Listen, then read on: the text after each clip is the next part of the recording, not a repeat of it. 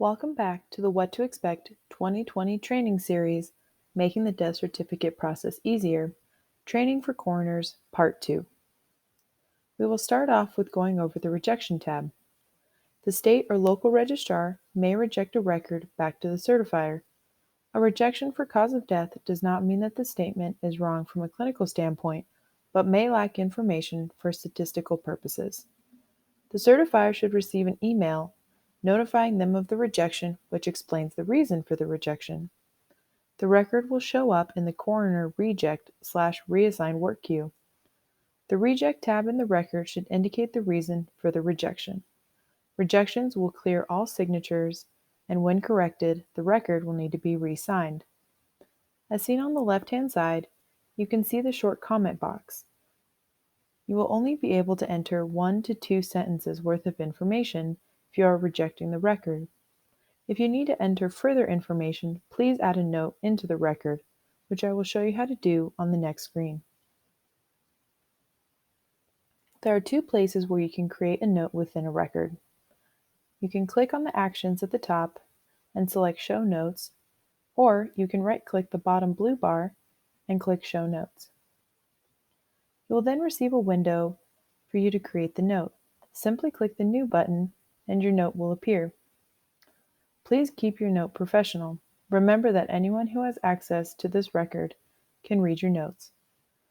Once you are done, click the Save button and your note will turn gold and you may exit.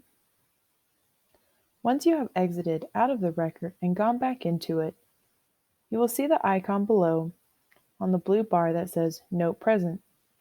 Simply double-click on this icon to access all notes that have been created within the record. If you would like to upload documents, you may also do so in the record by clicking Actions and selecting Load PDF/Word document. Then you will enter the name of the document. Please be specific and brief. Then you will select the file from your computer. Once selected, you will see a preview on your screen. If it is the correct document, click Save to DB. Please note that all documents must be under 10 pages. Once you have gone out of the record and gone back into the record, you will see a logo on the bottom blue bar that says Image Present. Double-click on this icon to see all items that have been uploaded into the record.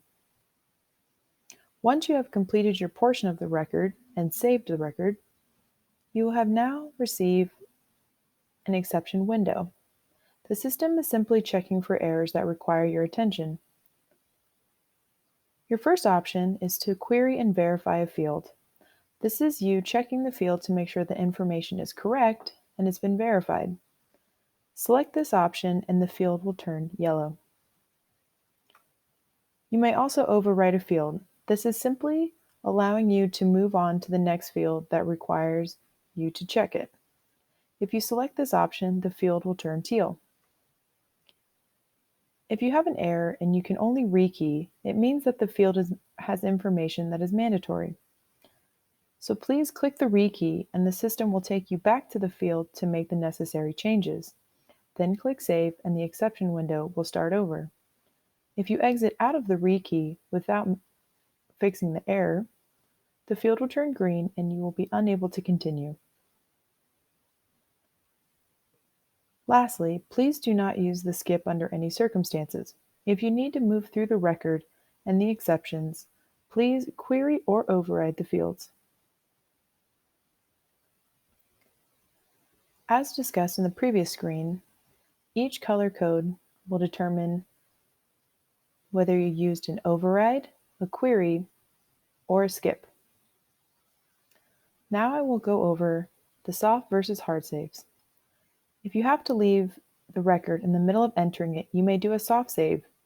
Simply click File and select Save Without Edits.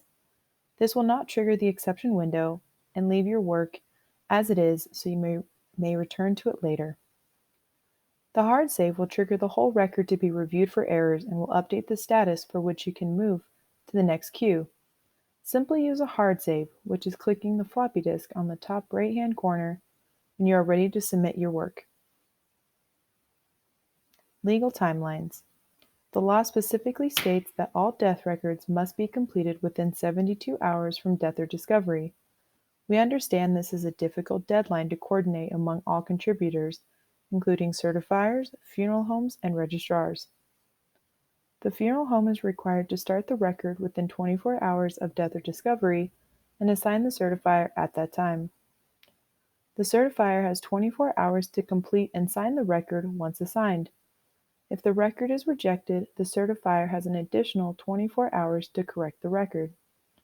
Refusal to sign a death record by a certifier is illegal and subject to a fine as imposed by law. If the death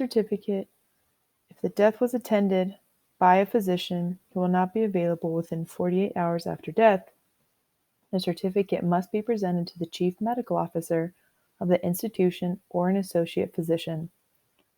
The funeral home is required to present to the local registrar a completed death certificate. The funeral director verifies the certifier signatures are present and then reviews the entire record before submitting for registrar review. Below is our What to Expect brochure. The Office of Vital Records has created the following brochure to provide to the public as an additional resource on the death certificate process. Topics include burial permits, the death certificate itself, and corrections. We have included county and state level contact information. If you would like a PDF version of this document, please email ovrhelp@health.nv.gov. If you need further assistance, please call the number listed on the screen or email us at ovrhelp@health.nv.gov. We have also included the phone number for Washoe County. Thank you for watching.